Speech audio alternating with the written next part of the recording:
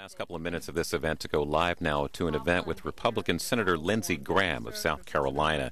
He's just returned from Afghanistan, serving as legal advisor as a colonel in the Air Force Reserves. I'll be talking about the war and counterterrorism strategy. This is live coverage on C-SPAN from the American Enterprise Institute. He has served the state of South Carolina in the U.S. Senate since 2003. He was called to active duty in the first Gulf War, and he continues to serve in the reserves. He actually recently returned from reserve duty in Afghanistan. I hope he's going to talk to us a little bit about that as well. He is one of the most articulate national security experts in the United States Senate and has been outspoken in his support of our troops, their mission, and the importance of understanding what's at stake in the war on terror in Iraq and in Afghanistan. He's condemned the newfound practice of setting arbitrary deadlines for troop drawdowns and has said it would be a mistake to leave Iraq without maintaining a military presence. Earlier this year, Senator Graham introduced the Terrorist Detention Review Reform Act, which, among other things, seeks to resolve some of the habeas issues now plaguing our management of enemy combatants. To talk about that bill, Afghanistan, and anything else he'd like to talk about, let me welcome Senator Lindsey Graham.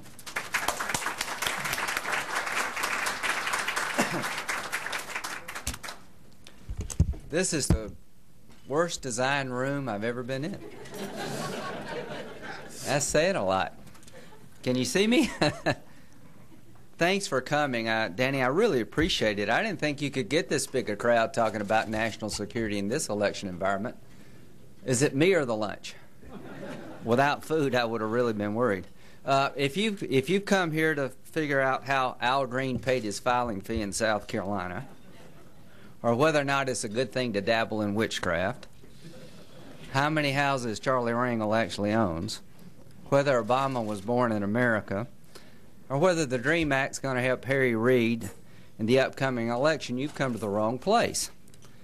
We're going to talk for about 35 minutes, and at that point in time, pull me off this place, because I believe in the Geneva Convention, and one of the rules is for a politician to talk over 35 minutes violates the rights of the audience. But I thought we'd talk about national security simply because nobody else is. And the fact that you came here says a lot about you. I think it's good. It's 12:30 and the beautiful day. You could be playing golf or making money. But you decided to come here and have a discussion with me and others about our national security. And we're what? How many days before the election? I'm not good at math. That's why I'm in the Senate. Some days left. In the finish line now, really, in the last lap. And would you know we're at war listening to the political discourse? Has there been a serious exchange between any candidates, Tea Party, Republican, Vegetarian, Libertarian, Democrat, about what we should be doing with Iran? Have you seen one commercial about whether or not our Afghan strategy is good or bad? We're within days, literally, of a major shift in power in Washington, and you would never know that this nation is involved in two wars and looming threats face us all that could change the course of humanity and mankind. And I say that knowing that everybody in America cares about our troops and every candidate for office is patriotic. What I don't understand is how in the world did this happen? How did America get herself into two wars? Where are we going in the war on terror 9 years after 9/11, and no one seems to want to talk much about it? I would argue that it's going to take a dramatic event for that to change, unfortunately. And I hope and pray that it's not going to require an attack on the country before we talk about the things that we should have been talking about and acting on a long time ago when it comes to our national security. From a Republican point of view, and that's an unusual term now, there's about 5 camps in the Republican Party, is the July withdrawal date by President Obama a fatal flaw in the Afghan strategy? From my point of view, additional troops were needed in Afghanistan, and without them it would have been impossible to change the momentum that had been lost to the Taliban So I applaud President Obama for doing something that was exceedingly unpopular with his base, and that is to plus up troops. Now, I'm here to acknowledge that our efforts in Iraq did hurt our efforts in Afghanistan, that we have a limited all-voluntary military, and that as resources were dedicated to Iraq, Afghanistan became the, in many ways, forgotten war. And as we try to evaluate the performance of our commanders before General Petraeus, I would say one thing. They held it together with wire and duct tape. And now, for the first time, I believe we have the right amount of resources and the right strategy that could lead to success, and that is very difficult for America to hear 6 or 7, 8 years after the war started. All that time has gone by, and really we're just beginning to get it right. I'm sorry to tell you that, but I believe it. Now, this new strategy that involves new troops has a decent chance of success, but the outcome by no means is certain. The parties are pretty silent about where we should go and how we should get there. Our Tea Party friends have done the country a lot of good, I think, by focusing on our out-of-control spending in Washington and the imbalance we have at the federal level, that we've gone too far and we've overreached. But when we talk about foreign policy, I don't hear much coming from either party or the Tea Party. Now, Ron Paul, who I can align with at times on fiscal matters, has been consistent. He believes that we should get out of Afghanistan and withdraw from Iraq, and that we need to stop being involved in endless wars. I think that was the phrase he used a couple of days ago, and Dennis Kucinich would agree with him. What about the rest of us? And there's a lot between Ron Paul, Dennis Kucinich. There's a whole big middle there. What about the rest of us? Well, my view is I don't want to be involved in endless wars any more than they do, but I do insist that we win wars that we can't afford to lose. Now, the left and some of our libertarian friends believe we can't afford this war, and they're ready to leave. What happens if we leave, and does it really matter? All of you are smart. You can answer that question probably better than I can. I can tell you what I think, and that's probably why you came. If we lose in Afghanistan, whatever that may be, it will matter. And what is losing? I think losing would be allowing the Taliban to come back in power in portions or all of the country. I've got one simple thought. The Taliban running anything is not a good idea, particularly if you happen to be a young woman and you believe in religious freedom and tolerance. But what does it really matter? There are places on the planet where women are treated horribly, and we don't have one troop. So this is not just about righting wrongs that may come toward young women. I would argue that if within a decade of 9/11, our efforts in Afghanistan result in having to do a deal with the Taliban where they're back in power, at least in part, then our national security interests have not been well served. And on September the 12th, 2001, how many of us in Washington would have ever envisioned of negotiating with the Taliban so that we could come home from Afghanistan? Ladies and gentlemen, if we leave Afghanistan in a chaotic state where the Taliban have much say in control, it will be just a matter of time before the forces who gathered before 9/11 gather again in that same country. But I would argue there's even more at stake since 9/11. How in the world are we going to persuade rogue regimes to do the right thing when it comes to our national security interest if we lose to the Taliban? Do you believe Iran is watching? I do. Do you believe Iran is getting bolder when it comes to supplying the Taliban efforts to disrupt our efforts, our strategies in Afghanistan? I do. So to my libertarian and democratic friends who say this is an endless war and we need to leave, I ask one simple question. What happens when we leave?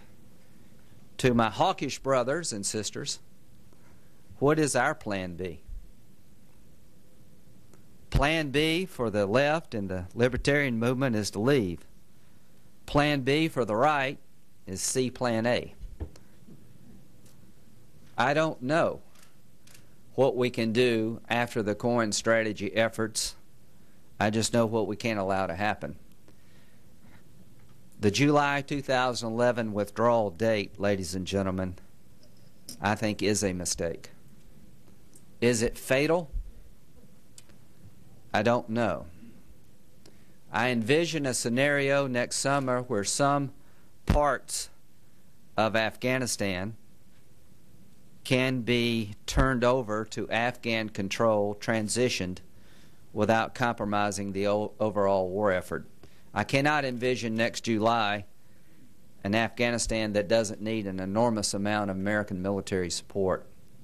I've heard from people on the ground in the region in Afghanistan that the July withdrawal date is confusing and is creating uncertainty. And don't misunderstand what it means. The President said we're going to begin to leave next July. The only question is how many people will leave and at what pace. I do think that's a mistake, but it is a policy we're having to live with. But I didn't come here just to talk about Afghanistan. I'm going to ask a question, try to keep you awake if nothing else. How many people believe the attacks on our country on 9/11 were an act of war? How many people believe it was a crime? Man-made disaster. Does it matter if you treat it as a crime versus an act of war? Yes, it does matter. And I would argue that we have drifted away from treating the attacks of 9/11 as an act of war, and we're going back to the law enforcement model, not just here, but throughout the alliance that we have enlisted to help fight the enemy. Who is the enemy? And how do you engage them? Does it matter if you resort to a law enforcement model? I think it matters greatly. Ladies and gentlemen, the difference between fighting a crime and a war is enormous. And I believe we're at war. The enemy has declared war on us. The question is, are we going to declare war on them? Here's the state of play in America in September 2010. The CIA is out of the interrogation business in the war on terror. I say that boldly, and prove me wrong. The CIA, after the debacle we've had over Abu Ghraib, Guantanamo Bay, waterboarding, you name it, is now in a position by executive order they cannot use the tools the Congress authorized in the Detainee Treatment Act to deal with war terror prisoners. The enhanced interrogation techniques that was overwhelmingly passed by the Congress in the Detainee Treatment Act have been disallowed by the Obama administration. That makes us less safe. To my friends on the right, there has to be something other than waterboarding. There has to be some middle ground between the Army Field Manual and waterboarding. The Army Field Manual was never written to be the end-all of American interrogation. It was written for the Army. That's why we call it the Army Field Manual. And those in the Army who capture prisoners on the battlefield need to have some guidance as to what to do with those prisoners so they don't get court-martialed.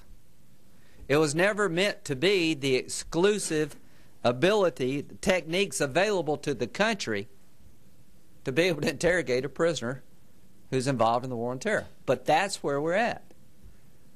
I would ask you if you're a CIA agent, but you shouldn't raise your hand. Put yourself in the shoes of the CIA, Director Panetta. What do you do? How do you go forward? What do you tell your agents? To those who advocate waterboarding, is it a violation of the Geneva Convention? Yes.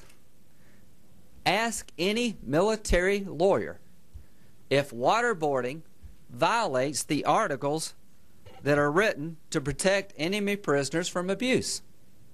This is not even an honest debate on the military side. Does it violate the War Crimes Act that I helped write? Yes, it does. Does it violate the Convention Against Torture, which has now been codified in terms of a criminal sense? Yes, it does. Can we be safe without engaging in waterboarding? Yes, we can. But it's got to be something other than the Army Field Manual. Another question for thought. Should the United States abandon the Geneva Convention now that it applies to the war on terror? It now applies to the war on terror because our Supreme Court has ruled so. And to those who keep advocating techniques like waterboarding, have the courage of your convictions to say that we intend by our actions to withdraw this nation from the Geneva Convention. Because that exactly is what you will have done. I do not believe that is the right course to take. What I believe is that the world needs to come together and relook at the Geneva Convention. The Geneva Convention, ladies and gentlemen, have served the world well, even though the worst among us will never comply with it. It really is about who we are, not about our enemies. But the truth of the matter is that the Geneva Conventions are warehousing agreements between nation states that basically say the following: you catch my pilots, I'll treat them well. I catch your pilots, we'll treat them well. We'll leave civilians alone, and when the war's over, we'll swap prisoners. That's not the war we're in. The war we're in depends on intelligence gathering, not combating a nation state. That means good, sound, firm interrogation techniques that are not available to this country right now. 9 years after 9/11, we don't have the ability, in my view, to effectively interrogate an enemy prisoner. I know that's not as exciting as talking about Delaware, but I think it's important. We don't have one black site. Maybe that's a good thing. Maybe we should relook at that because we're not using Gitmo. We're a nation without a prison in a war. Guantanamo Bay hasn't had a new prisoner in years and is not likely to be used when it comes to future captures. What does it mean to be a nation without a prison? What happens if we capture someone in Somalia tomorrow or Yemen tomorrow? That's a high-value target. Where do we put them and what do we do with them? Do we have to use the law enforcement model? Do we have to take them to federal court? Do we have to put them in an American federal prison because we're not using Guantanamo Bay? Can we take them to Afghanistan? And how long can we do that before it brings the Afghan government down? Not very exciting, is it? Unless you're a special forces operative and you're faced with the choice of capturing someone or killing them. We have basically put ourselves out of the detention business as well as the interrogation business because the parties can't find a way forward. I happen to be in the middle on this issue where you always get run over. Now I know why the road is littered with dead animals in the middle of the road. I happen to believe that, on balance, closing Guantanamo Bay would be good for America in terms of the ideological struggle that we're facing. We're not in a war with a nation state. We don't have a capital to conquer, an air force to shoot down, or a navy to sink. We have an ideology to defeat. And our enemies, like it or not, have used Abu Ghraib and Guantanamo Bay against us, and to this very day they do. That doesn't mean we let the enemy define our policy. It does mean we need to adjust our policy when it makes sense. President Bush thought it made sense. Senator McCain, who was running for president, thought it made sense. Senator Obama thought it made sense. President Obama thought it made sense. But the one thing it did make sense is to announce we're going to close Guantanamo Bay without a plan to do it. They may have been cheering in France within 48 hours of him becoming president, President Obama announcing the closure of Guantanamo Bay within 48 hours of taking oath of office. But they weren't cheering in South Carolina because they didn't know what it meant. And I still don't know what it means. I will not support, quote, closing Guantanamo Bay unless you can do it safely. And right now we have been punting. This is football season. We just keep punting on the hard, difficult issues surrounding Guantanamo Bay and the war on terror in general. I'll talk a bit more about that in a minute. 9 years after 9/11, we've had 2 attacks that failed. And where did they come from? Where did the 2 attacks that failed in America come from? They came from homegrown terrorism. So the war has shifted. What do we do 9 years after 9/11 when someone tries to blow up an airplane over Detroit? We read them their Miranda rights within 50 minutes. What do we do with the Times Square bomber? We read him his Miranda rights. 9 years later, we haven't figured this out. We can't rely on the fact that the parents of the Christmas Day bomber worked with the FBI to get him to talk. That's not a sustainable model. So, ladies and gentlemen, this country, working through the Congress, needs to come up with national security exemptions to Miranda warnings when it comes to the war on terror, because we're fighting a war, not a crime. This is not Kandahar CSI. We're talking about finding people in the homeland, on the homeland, and our law enforcement model that we're relying on makes us less safe, because when you capture a terrorist, the one thing you want to know, what's coming next? Where did you train? What got you involved? That, to me, is an intelligence gathering activity, not a law enforcement activity, and our laws are such that our intelligence community cannot do their job. I know that's boring, but I think it's important. So, Congress has been AWOL. Democrats are scared to death to talk about this, and most Republicans just demagogue. Other than that, things are going great. Iraq. Remember Iraq? It is now in the classified ads section. Remember Iraq? I sure do. Remember the Iraq that Harry Reid said was lost? Remember the Iraq that was just a few dead enders? I do. Iraq can teach us a lot in terms of how to get it right and what not to do. Is it a part of the war on terror? How many people believe that going into Iraq was a sensible extension of the war on terror?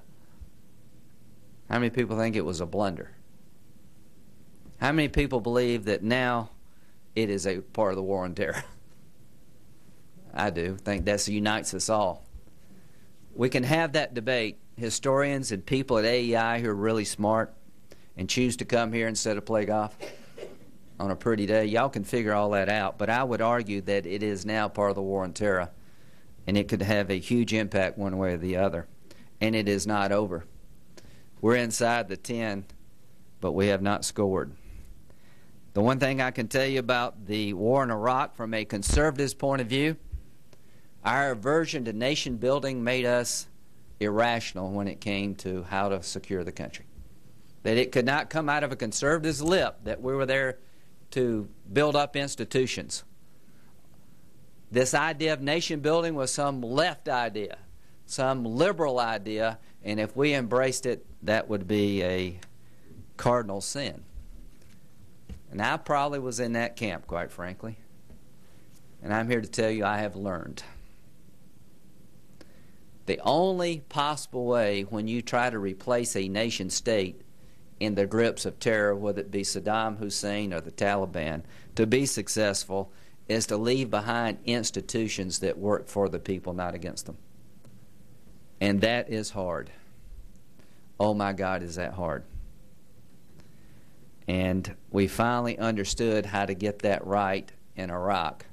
But before we understood, a lot of people died and a lot of people were seriously injured.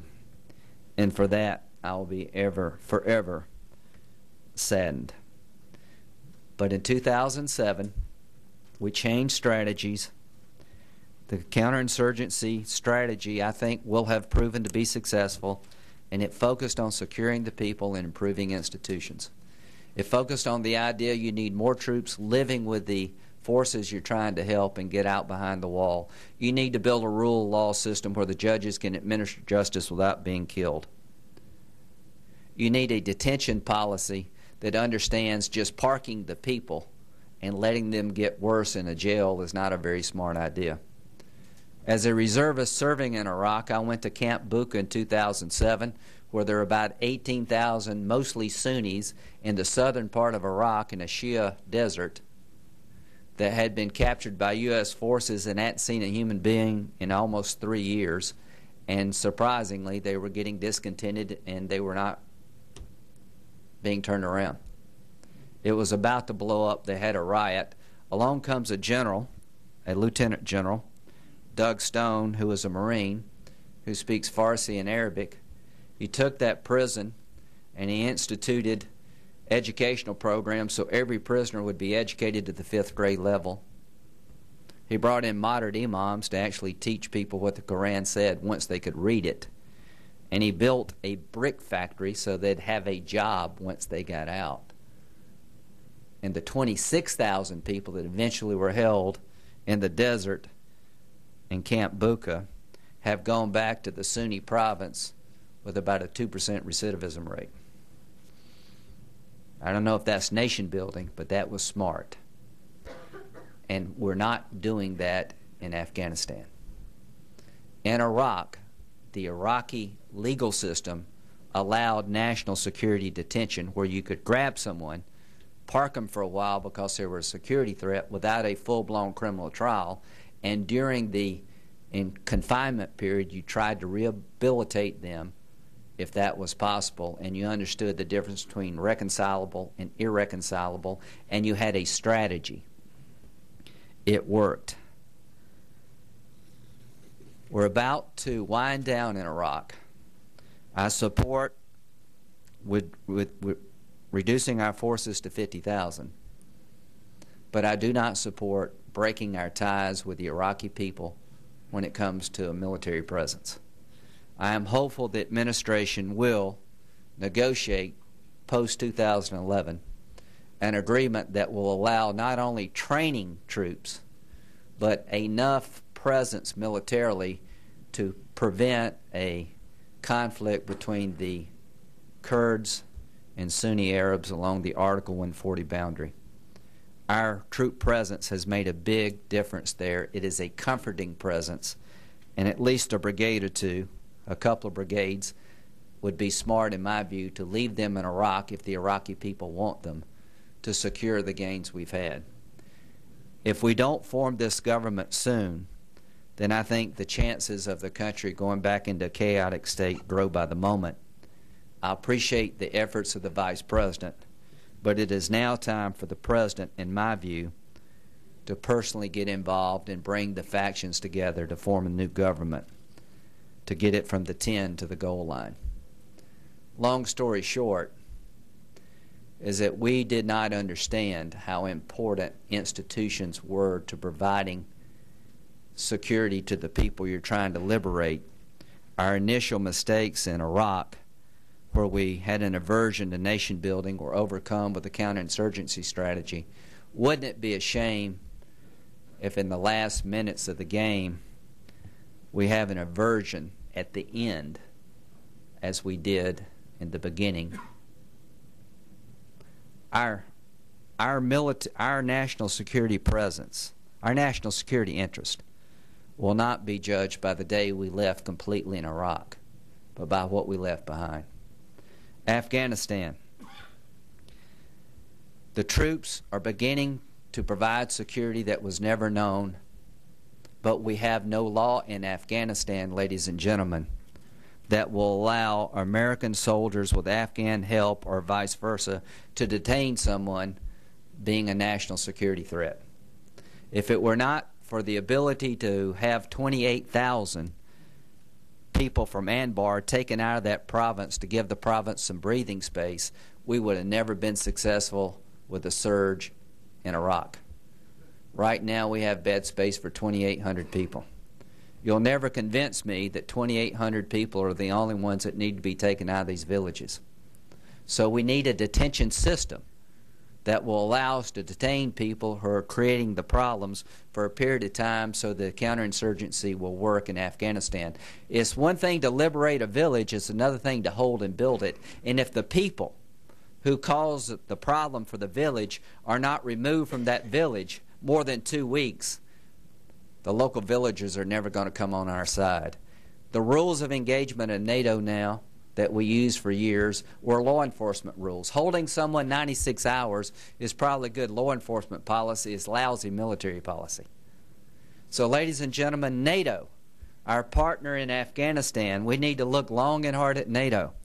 It has Cold War capability, but with a law enforcement mentality. That will not be a formula for success in the war on terror. They're about to meet in Lisbon. They're trying to define how to win in Afghanistan. I would argue that NATO needs to define their role in the war on terror. Who are we fighting and how do you play in that war? What are you willing to do? Because it's more than just about Afghanistan.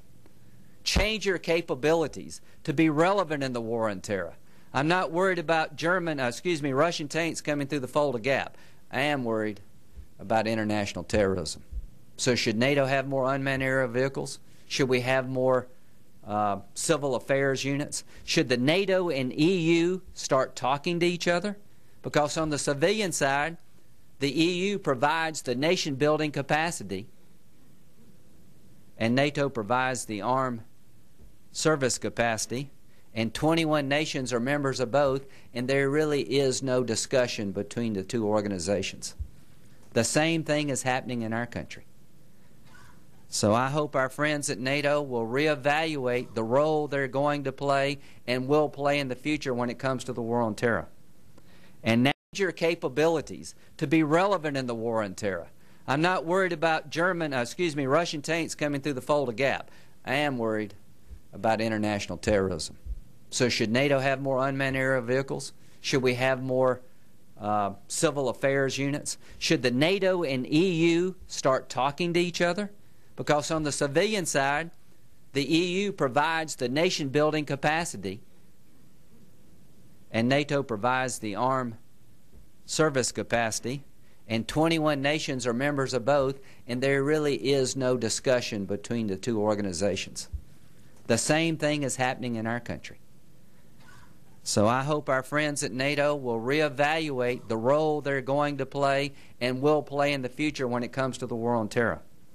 And national caveats that have crippled the mission need to be replaced by NATO warfighting caveats.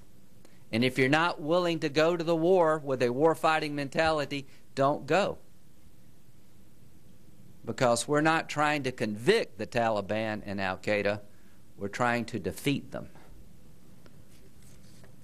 Iran.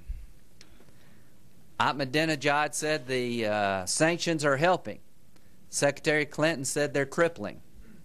Congress has given tools to this administration that, if used, could be crippling. How many people believe that sanctions will deter the Iranian regime from getting a nuclear weapon? How many people believe they will not? If they don't, what do we do next? I'm with you. I think they could, but they haven't been used yet. And if the Russians and the Chinese keep backfilling, they're never going to be successful.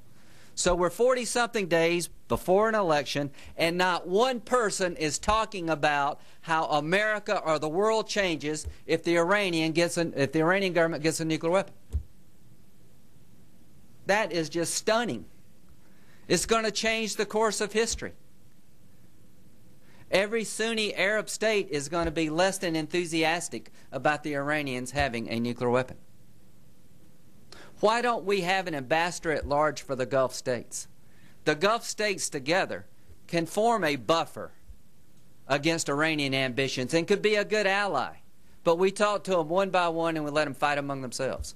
Why don't we have an ambassador to the Gulf states like we do to NATO? Why don't we trade more with the Mideast so that we can get to the heart of the terrorism problem? Why don't we have a responsibility tour rather than an apology tour? Why don't we go to the Mideast and say, you're part of your own problem, government, and push these governments to be more responsive to their people? Why don't we ask the Arab world to give as much to the Palestinians as we do? Because it would really matter. But is anybody talking about that? No. In conclusion, I'm going to keep talking about it. But talk doesn't win a war. I'm going to introduce legislation that reforms our habeas procedures. Under our law now, every enemy combatant has their day in federal court where the judge will determine whether or not the evidence supports the finding that you're a member of al-Qaeda and an associated organization. We have a case before us, the Salehi case, where the judge let the guy go because the government couldn't prove on the date of capture they were a member of al-Qaeda, but they could prove that during 9/11 they were actively involved in al-Qaeda. My statute would change that. It would put the burden on the detainee to prove they're no longer part of al-Qaeda once you prove they were. Small, simple things.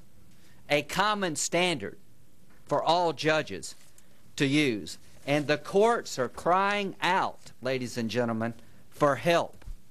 The courts who are hearing these cases are very much worried that they have no legislative guidance and they're having to do this on their own and making up as they go. So habeas reform is a national security imperative, and I think it is a justice imperative. We need exceptions to our Miranda warnings.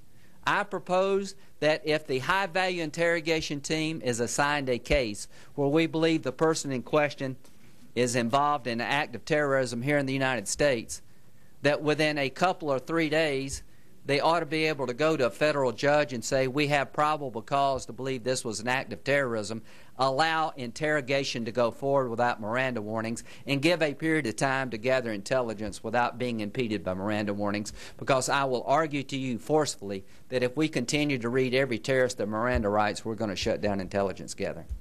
We need to repeal the executive order and allow the CIA to get back into the interrogation business without going down the waterboarding road, and give our agents some immunity from the lawsuits that are surely to follow. There are things that we should do on indefinite confinement that need to be done. We have 48 people in Guantanamo Bay who have been held for years after being determined to be an enemy combatant with no process as to an annual review. The Congress should work with the administration to come up with some logical rules concerning the law of war, confinement, and detention. I will do everything in my power to make sure Khalid Sheikh Mohammed never sees the inside of a federal court. The reason being is that I'm very worried about the precedent you're setting when you hold someone 6 or 7 years under the law of war, then all of a sudden you introduce them into the American criminal justice system, where you use a theory of law of war detention to hold them for years without trial, and all of a sudden you give them the rights that come with the American Constitution in a federal court. There is a reason we've never done that before. I have no problem with the Christmas Day bomber, the Times Square bomber, being in federal court. That is a good use of federal court. I have no problem with financiers of Al-Qaeda being charged under domestic criminal law, because that could be a better form. I have a real problem of taking the mastermind of 9/11 and saying that you get the same rights of an American citizen under the Constitution, because then you're destroying the theory that is essential to being at war, that you can be an enemy combatant. And if he's not an enemy combatant, who the hell is? And what does the federal judge do with a speedy trial issue? So we're at war, but it's a hybrid where you mix the systems. I know fully there'll never be a surrender signing ceremony at the USS Missouri. I know that an enemy combatant decision could be a de facto life sentence.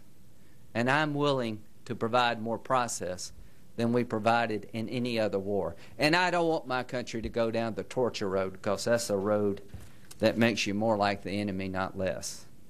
There is a way to move this nation forward, but it's got to be bipartisan, and it needs to happen quickly. We're about to run out of time. If we don't end it well in Iraq, and if things don't change on the corruption front in Afghanistan by September of next year, I worry greatly for the security of my country, your family, and the world. This effort to fight corruption in Afghanistan is uneven at best. And this new change in strategy where you fight low-level corruption and maybe leave Karzai alone, I really worry about that. We'll never win this war in Afghanistan until we prove to the Afghan people that the culture of impunity is gone, or at least on the run. The Taliban are half the problem, corruption's the other half. I hope and pray that our efforts with the Major Crimes Task Force are not going to be undercut because of politics in Afghanistan. I know that's boring to talk about, but it could be outcome determinative. Thank you for listening. Thank you for coming. And we're 40-something days away from an election. You would never know it from the political exchange between the candidates seeking office. Tomorrow at 2:15, we're going to vote on the Defense Authorization Bill. And the issues that we're talking about are whether or not we should expand abortion services in military hospitals, whether or not we should repeal the Don't Ask, Don't Tell policy, and whether or not we should put the DREAM Act, giving young illegal immigrants legal status, on the defense bill. If you follow the debate on the floor of the United States Senate tomorrow on the Defense Authorization Bill, you would believe that the biggest national security threat facing America is what to do about gays in the military, the DREAM Act, and abortion. Very sad. Very unacceptable. Thank you very much.